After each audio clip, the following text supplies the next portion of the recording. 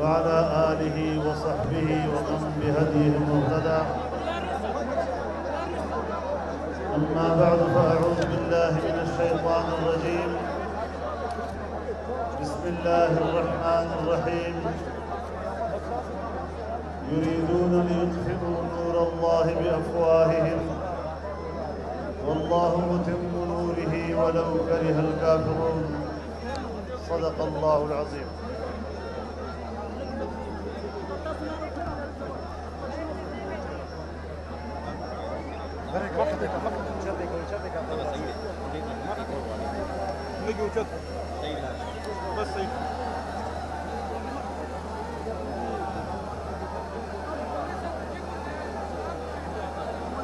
Stage پر موجود رہنمایان قوم، بزرگان ملت، میرے دوستوں اور بھائیوں، جوانوں،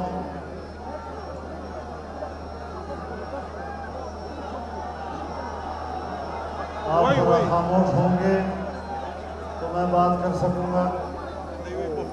میں نے اردو میں تقریر کرنی ہے، پرسوں میں نہیں کرنی. ہم لوگ پٹھان ہیں، ہم اردو جانتے ہیں. وہ پنجاب والوں کی کمزوری ہے جو پرسوں نہیں جانتے.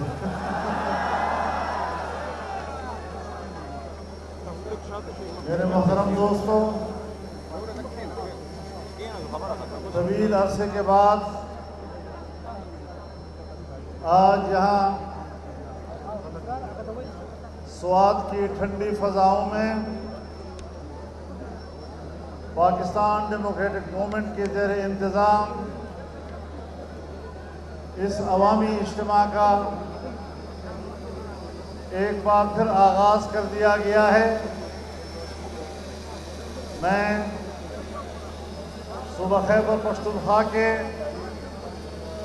جوانوں کو، بزرگوں کو، ماؤں اور بہنوں کو اور بالخصوص سوات اور مالاکنڈ کے اپنے دوستوں کو سلام پیش کرتا ہوں، جنہوں نے ایک لمبے تعطل کے بعد جب پھر انہوں نے آغاز کیا تو ایک انتہائی کامیاب آغاز کے ساتھ آپ نے یہ جلسہ منعقد کیا.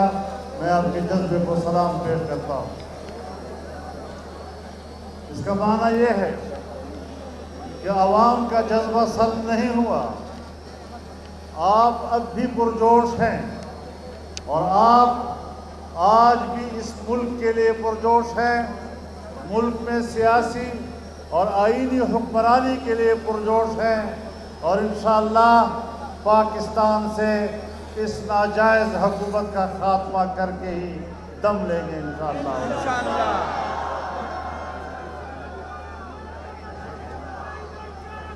میرے محترم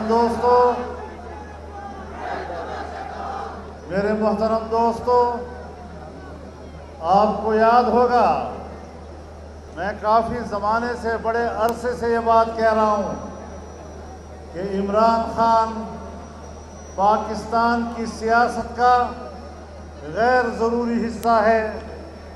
آپ نے دیکھا کہ قومی سلامتی کے اجلاس میں ان کی اہمیت، وزیر اعظم ہوتے ہوئے بھی ان کو شرکت کی ضرورت نہیں پڑی. نہ کسی نے بلایا، نہ کوئی آیا، اور اس طرح پتہ چلا کہ پاکستان کی سیاست میں حکومت بنانے سے پہلے بھی اس کی اہمیت نہیں تھی اور حکومت بنانے کے بعد بھی اس کی کوئی اہمیت نہیں ہے. میرے محترم دوستو، ایسی ناجائز حکومتیں غلام حکومتوں پر، غلام قوموں پر حکومتیں کرتی ہیں. آزاد منش قوم پر اس طرح کی حکومتیں مسلط نہیں کی جاتی. جن کے آباء و اجداد نے، جن کے بزرگوں نے برطانوی سامراج کے خلاف آزادی کی جنگ لڑی ہو، وہ آج مغربی تہذیب کے پیداوار اس گماشتے کو اپنے اوپر مسلط نہیں دیکھ سکتے اور اس سے آزادی حاصل کر کے رہے انشاءاللہ. میرے محترم دوستو، آج اس کے جانے کے دن قریب آ گئے انشاءاللہ. نمیگی چې مرګ وخراشي نو وزرې وشي. نن سبا بیا وزرې شوي دي اور بیا داسې هغه زړې زړې خبرې یادوي. کبھی امریکہ کے خلاف بات کر لیتا ہے, کبھی برطانیہ کے خلاف بات کر دیتا ہے, اور پاکستانی قوم کے اندر جو نعرے اور جو باتیں بڑی مقبول ہوتی ہیں آج پھر ان کا سہارا لے رہا ہے. میں ان کو بتانا چاہتا ہوں کہ اب آزمائے ہوئے ہو, تم چلے ہوئے کارتوس ہو, چلا ہوا کارتوس دوبارہ بندوق میں نہیں دیا جائے گا. نعرہ تکبیر, گرتی ہوئی دیواروں کو. میرے محترم دوستوں, آج وہ پھر امریکہ کے خلاف بھی بول رہا ہے, جنرل مشرف کے خلاف بھی بول رہا ہے, اور کہتا ہے کہ مشرف نے غلط فیصلے کیے تھے. جب مشرف غلط فیصلے کر رہا تھا تو آپ کہتے تھے کہ مشرف کے پاس اس سے اچھا آپشن دوسرا نہیں تھا. تم اس کے سب سے بڑے ایجنٹ تھے, تم سب سے بڑے اس کے سپاہی تھے, تم نے ریفرینڈم میں اس کا ساتھ دیا تھا. تم نے ہر لمحے جب امریکہ خود کہتا ہے کہ مشرف ہمیں لوگ مہیا کرتا تھا اور ہم گوانٹانامو میں لے جایا کرتے تھے, تو اس وقت تم مشرف کے شانہ بشانہ کھڑے تھے اور ان کے جرائم میں ان کے ساتھ شریک ہوا کرتے تھے. میرے محترم دوستو, آج ہم جانتے ہیں کہ آج بھی تم امریکہ اور مغربی تہذیب کے نمائندے ہو, اور آج بھی برطانیہ میں تمہارے جائز اثاثے ہوں یا ناجائز, وہ آج بھی برطانیہ میں. میرے محترم دوستو, اب یہ باتیں نہیں چلیں گی. یہ ساری چیزیں ایک ڈرامہ ہیں. امریکہ کی دوستی اس کا اپنا ایک معیار ہے, امریکہ کی دوستی کا اپنا ایک معیار ہے, اور پاکستان میں اس معیار پر وہی اترتا ہے جو سی پیک منصوبے کو متنازع بناتا ہے. سی پیک کا اتنا بڑا عظیم الشان منصوبہ کہ جس سے پاکستان کا اقتصادی مستقبل روشن ہو رہا تھا, آپ نے اس کے معاشی مستقبل کو تاریک کیا ہے.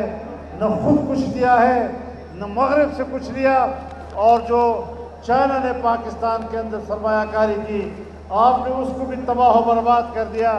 ایک انتہائی گہرے دوست کو آج تم نے ناراض کیا, اور آج پاکستان کی بجائے چین ایران میں جا کر وہاں سے 25 سال کے معاہدے کر رہا ہے.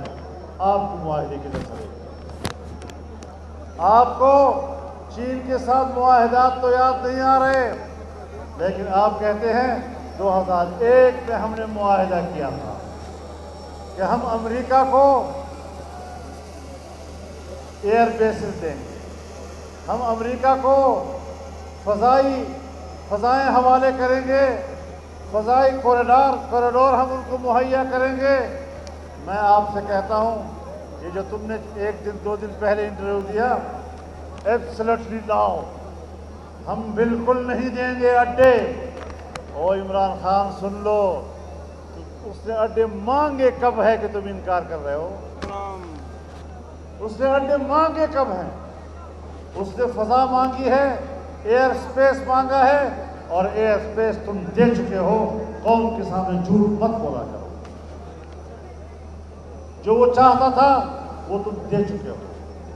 کراچی ایئرپورٹ پر ان کے طیارے اتر چکے ہیں, وہاں سے وہ تیل بھر چکے ہیں, اور تم کہتے ہو کہ ہم ان کو پاکستان کی سرزمین نہیں دیں گے. تم پاکستان کی سرزمین بھی دے چکے ہو, تم پاکستان کی فضائیں بھی دے چکے ہو, لیکن اس طرح کی حماقتیں کرنا پاکستان کو ایک انتہائی مشکل مستقبل میں ڈالنے والی بات ہے. افغانستان میں صورتحال تبدیل ہو رہی ہے, اور وہاں پر امریکہ شکست کھا کر افغانستان سے جا رہا ہے, بلکہ تقریباً نکل چکا ہے. افغانستان کا 70-80% علاقہ تحریک طالبان کے ہاتھ میں دوبارہ آ چکا ہے. وہاں مسلسل فتوحات ان کو مل رہی ہیں، لیکن ان حالات میں بھی ہماری غلط پالیسیاں افغانستان کو ہم سے دور کر سکتی ہیں، ایران کو ہم سے دور کر سکتی ہیں، چین ہم سے دور ہو رہا ہے، انڈیا تو ہمارا ہے ہی دشمن، اور ہم ایشیا میں تنہا ہوتے چلے جا رہے ہیں اور ہم اپنے مفادات کا بھی تحفظ نہیں کر سکتے۔ میرے محترم دوستو، ایسے حالات میں جبکہ مشرف کے جرائم میں آپ برابر کے شریک رہے، آج کس طرح اپنے آپ کو بری عظمہ قرار دے رہے ہو؟ تم نے امریکہ کی پالیسیوں کی تائید میں پہلے آواز بلند کی، اس کے بعد آپ نے دیکھا کہ میں کس طرح زینہ بنا کر اقتدار تک پہنچوں۔ تم نے امریکہ کے خلاف کچھ باتیں کی، تم نے یورپ کے خلاف کچھ باتیں کی، تم نے طالبان کے حق میں کچھ باتیں کی، صرف اس لیے کہ پاکستان کے عوام میں مقبول نعرے تھے۔ آپ اقتدار تک پہنچے اور اقتدار تک پہنچنے کے بعد آپ ایک ایک بات کو توڑتے رہے، ہر بات کو یو ٹرن اور اباؤٹ ٹرن لیتے رہے۔ آج پھر جب تمہارے اقتدار کی کشتی ڈوب رہی ہے تو پھر تم ان نعروں کو اٹھا رہے ہو تاکہ قوم مجھ پر دوبارہ اعتبار کرے۔ اب تم قابل اعتماد نہیں رہے۔ تم جتنا قوم کو دھوکہ دے سکتے تھے، جتنا نوجوان کو تم دھوکہ دے سکتے تھے، جتنا نئی نسل کو تم دھوکہ دے سکتے تھے، وہ تم دے چکے ہو۔ اب قوم تمہارے دھوکے میں آنے کے لیے تیار نہیں ہے۔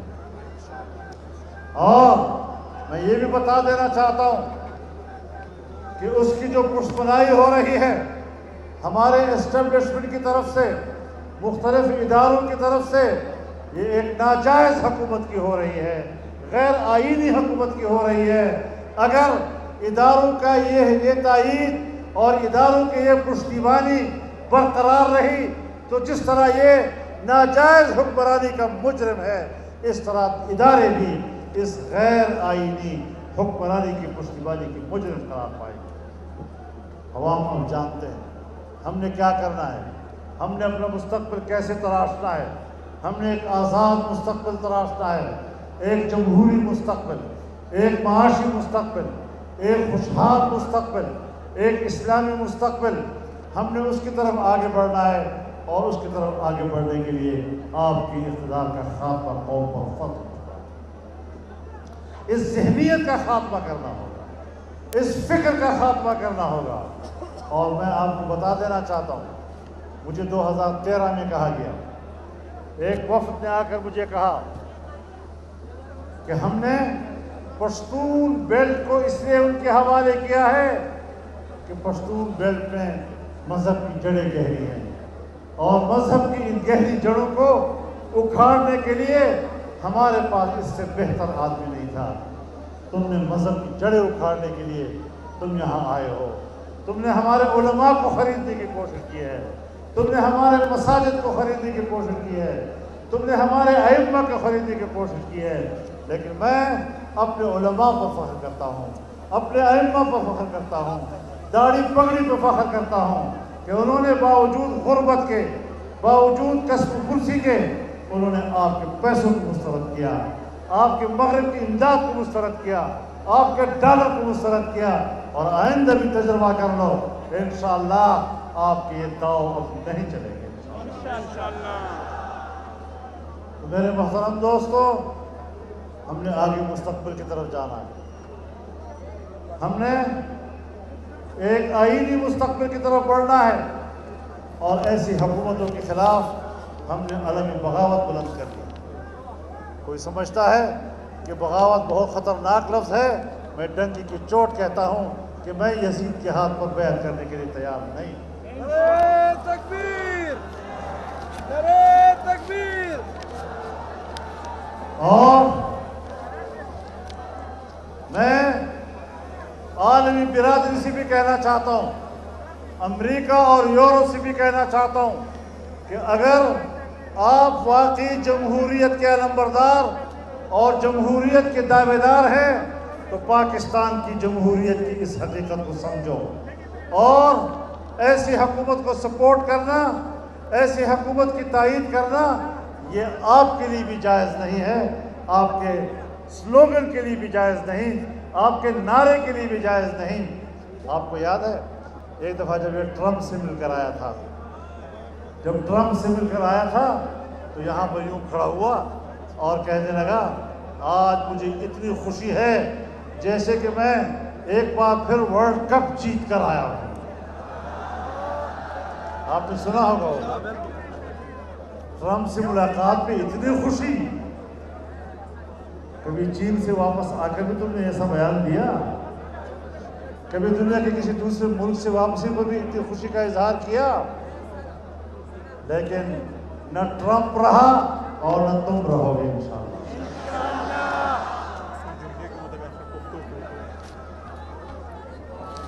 نعرہ تکبیر! گو نیازی! گو سلیکٹڈ! گو نیازی! ایک ٹکے کے دو نیازی!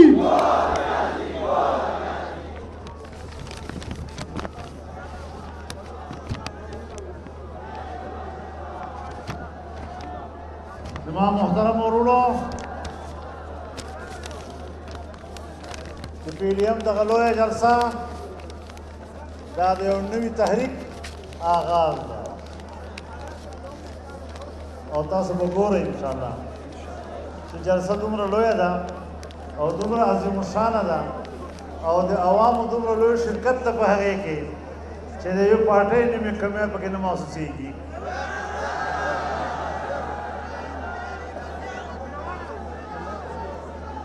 عوام یوې نظریې سره دي، عوام افرادو سره نه دي. دا ګاډی روان ده، کله به یو نیم سورلی ته کوزېږي هم خو بیا به ورپکې نور خلک سورېږي هم انشاءالله. او دا سلسله به انشاءالله جاري وساري. مونږ په نورو نارو مه غولوه. مونږ انشاءالله پوه یو، قوم پوه ده، نوجوان پوه ده. زمونږ یو نوجوان نسل د ګمراه که دا د پته شته؟ زمونږ یو نوجوان نسل یې ګمراه کړی دی. انشاءالله هغه نسل ته هم پته ولګېده چې هغه زما 1 کروڑ نوکریانې کم ځای وي.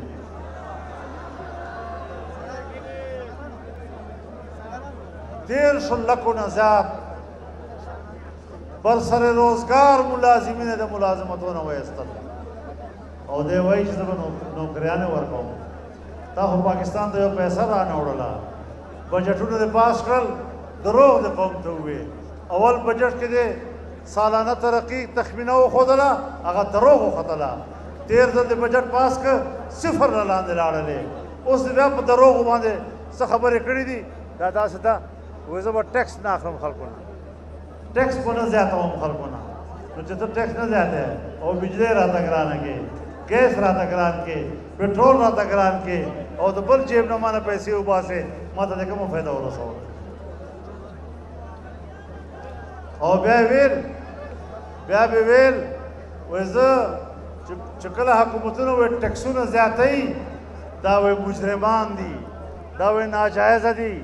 نو نن چې ته ټیکسونه زیاتوې او ته قیمتونه زیاتوې نو تا خو هغوی باندې هم ور واړوله، قرضې دې واخیستې په هغوی دې ور واړوله، مهنګایي دې په هغوی ور واړوله.